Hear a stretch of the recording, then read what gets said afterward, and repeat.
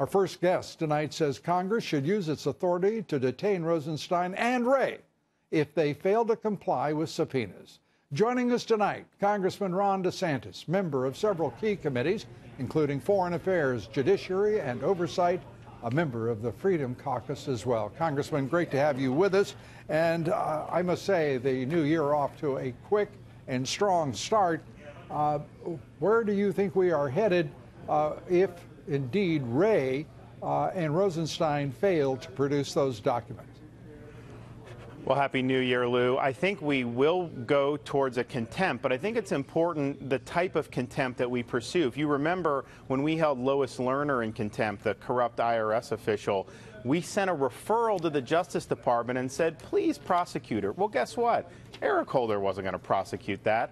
So if we do the same thing here and send a referral to justice, well, guess what? They're not going to pursue that against the deputy AG and the FBI director. So I think what we have to do is use Congress's inherent contempt authority, which was done for 175 years. You have to bring them into the Congress. You have a vote on the contempt, and then you detain them. Just like if you were in contempt of court, the judge would detain you, and they're detained until they comply. And here's what I predict. If they were put in the House jail for contempt of Congress, we'd have the documents within 24 hours.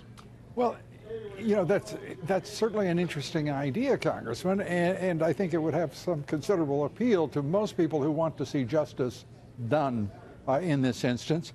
But at the same time, there is so much that could be done in addition to that. There should be, it seems to me, from the Trump administration, in order to produce those FISA warrant applications and find out what really was put forward by the Department of Justice and the FBI. Did they use that dossier with certain knowledge? Did they defraud the court and break the law in that instance? Without question. Without question. And I would go, we obviously need that. We need everything.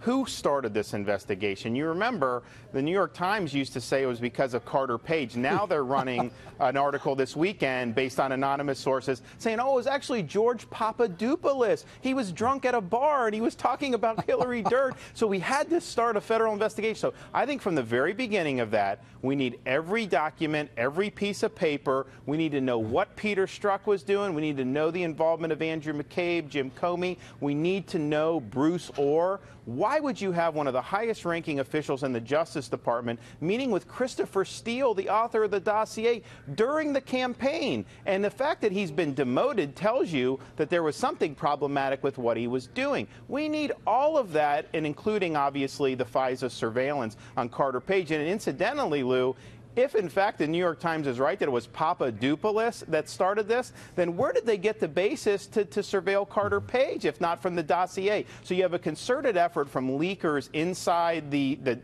permanent bureaucracy to work with the media to try to de-emphasize the dossier. And I think your viewers should ask themselves, why would they be doing that? I think it's because they're worried about the truth about the dossier. Yeah, Fusion, GPS, and its sordid role in all of this, and so far, Congress has not laid a glove on them, nor has the Justice Department, nor has the FBI. They are operating, these are smear merchants, and they were obviously used for one purpose by the Clinton campaign and the Democratic National Committee, and that was to attack the campaign of Donald Trump and to try to subvert his presidency before it could begin, and certainly have tried to subvert it once it did begin. And the gutter politics is nothing new with the Clintons, but what really makes this so much more troubling is the confluence between the smear merchants at Fusion GPS and the Obama Lynch Justice Department and FBI. And that is really as serious as it gets. And my thing with this whole thing going back months is, if the answer to all those questions were innocent answers, don't you think that they would have just said, of course we didn't pay for the dossier, of course we didn't use something uncorroborated to get surveillance? And yet none of these officials under oath have ever been willing to say that. And that's why you look at this and you say this thing just stinks to high heaven.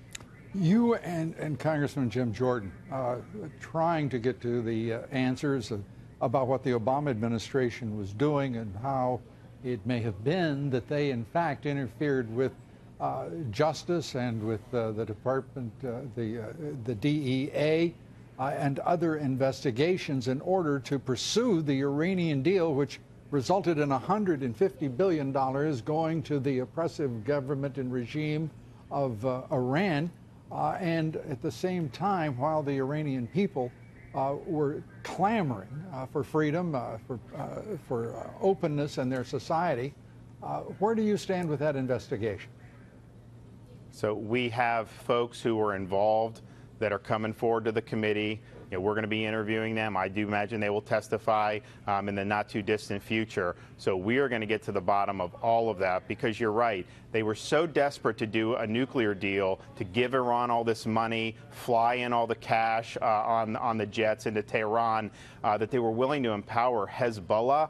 Hezbollah has American blood on its hands from the Beirut bombings of the Marine Corps barracks in 1983. This is a brutal terrorist group.